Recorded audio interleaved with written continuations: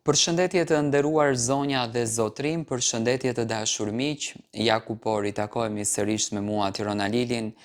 pikërisht këtu në kanalin Monitor TV për të ndarë bashkarisht lajmet edhe ngjarjet më të fundit, në fakt të rejat më të fundit. Do të flasim për një dyshe, për një çift që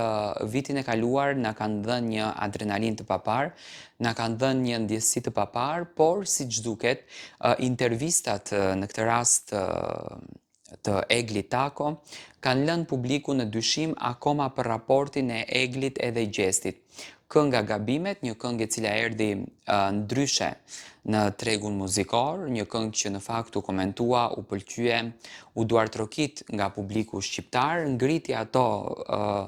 dyshimet e mëdha se kjo këngë mund të ishte një mesazh kundër drejt Gjestit apo asaj historie të dashurisë që ato të dy e lanë në pezull. Unë mendoj që Egli Tako dhe Gjesti kanë mbyllur më rrugtimin e tyre.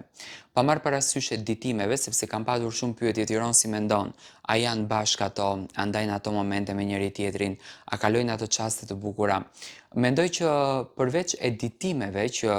po bëhen nga fansat, sepse duan t'i shikojnë bashkë, raporti i tyre tashmë ka përfunduar dhe ato thjesht janë duke kaluar një moment interesant në marrëdhënien e tyre, një moment që në fakt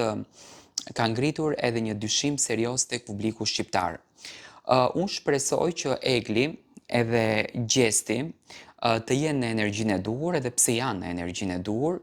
Mendoj që ishi një çift shumë i bukur, një çift që dhuronin shumë pozitivitet, por duke që brenda tyre, brenda shpirtit të tyre, nuk është se ka patur ndonjë ndjesi, nuk është se ka patur ndonjë emocion. Tani, veprimet e Gjestit, ndryshe nga herët e tjera, kur Egli nxirrte një projekt, kur Egli publikonte një projekt, kur Egli dëshironte që të sillën në skenë një projekt, reagimet e Gjestit ishin pak më dinamike, reagimet e Gjestit ishin pak më, më interesante.